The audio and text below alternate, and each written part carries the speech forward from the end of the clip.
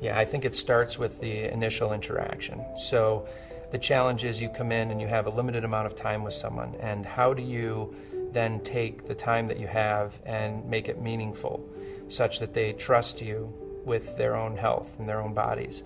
And that's a difficult thing, and I think it takes a lot of practice and a lot of time.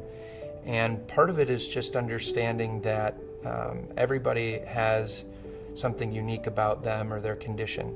And I think if you go into it with that approach, then you don't practice this kind of cookie cutter medicine, and it's not 5-minute visits for everybody. It's whatever that patient needs to accomplish what needs to be accomplished to ultimately treat them.